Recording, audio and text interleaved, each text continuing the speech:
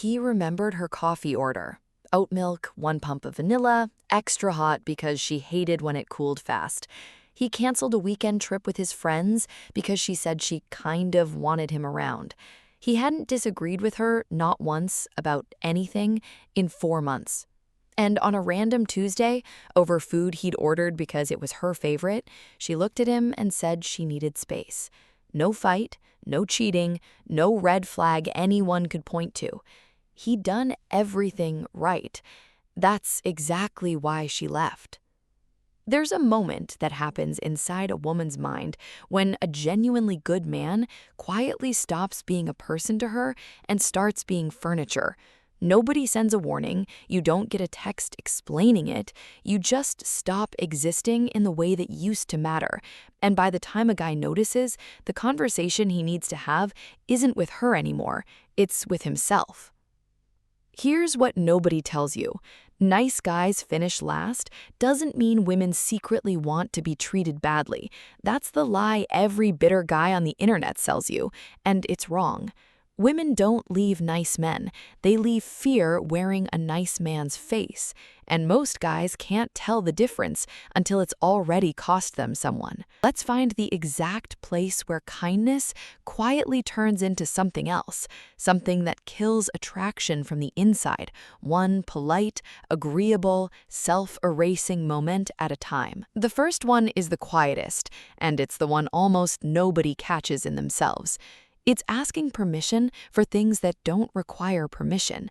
A man who checks in before he speaks his mind, who runs his opinions past her face first to see if they're allowed. You can hear it in the small stuff. Is it okay if, before plans that were always his to make? Compare that to the version of him before her, when he just did things and people either came along or they didn't. That guy didn't ask. This guy asks about everything. And somewhere along the way, she stopped seeing a partner and started seeing a request form. Confidence isn't loud. It's just the absence of asking for what's already yours. The second one is worse because it feels like generosity while it's happening. It's absorbing her bad moods to keep the peace. She's short with him, and instead of naming it, he gets extra warm. Extra accommodating, like if he's kind enough, hard enough, the tension will dissolve on its own. He did this for months. Every time she pulled back an inch, he closed the gap by giving an inch of himself. Here's the part that stings. It worked for a while. She calmed down every time. But a woman doesn't fall for the man who absorbs her moods. She falls for the man whose mood she has to work to keep. The second one requires her effort. The first one requires none. And once a man requires no effort, something happens that most guys never see coming. He becomes predictable, and predictable to attraction is a death sentence. The third one is removing all uncertainty from the relationship, texting back in 11 seconds, agreeing before she finishes the sentence, making sure she always knows exactly where she stands with him. It sounds like security. It reads to her nervous system as something else entirely. Safety without any tension, and tension is the thing that makes safety feel earned instead of given.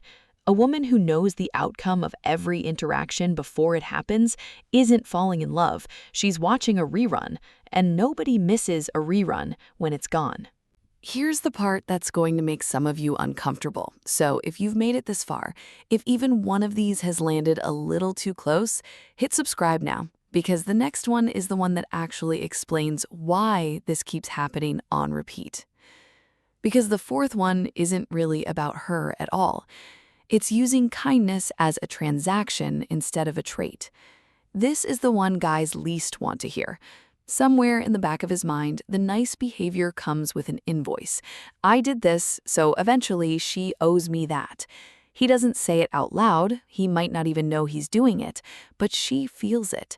She feels the tiny flicker of expectation underneath every favor, every compliment, every night he says he doesn't mind driving 40 minutes to see her. Real kindness doesn't keep a ledger. The moment kindness starts waiting for a return, it stops being kindness and starts being a quiet, unspoken bill, and women can smell an invoice from across the room, even when it's wrapped in flowers. Now here's where it stops being subtle. The fifth one is disappearing his own needs completely, not compromising, disappearing. What he wants to eat, watch, do with his weekend, all of it gets filed under whatever you want so many times that eventually there's no man left in the room to actually want anything. He stopped picking restaurants, stopped picking movies, stopped at some point having opinions about his own life in front of her. And a woman can love a man who bends. She cannot love a man who's vanished. You cannot be chosen by someone if there's no longer a version of you left standing to choose. And that brings us to the one underneath all the others, the one that was never actually about her. The sixth one is fear disguised as love. Every single behavior on this list, the asking, the absorbing, the predictability, the invoice, the disappearing, traces back to the same root. And it's not that he loved her too much, it's that he was afraid.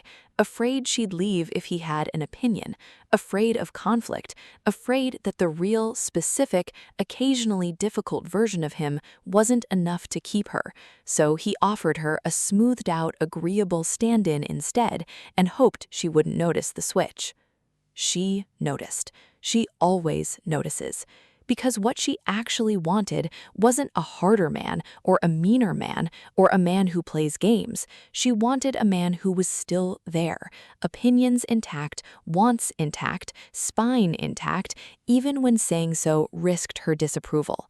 Nice isn't the problem. Fear wearing nice as a costume is the problem, and it collapses the exact thing it's trying to protect. Months later, sitting in that same restaurant, ordering for himself, for the first time because he actually wanted it, he finally understood what happened. So here's the only instruction that matters.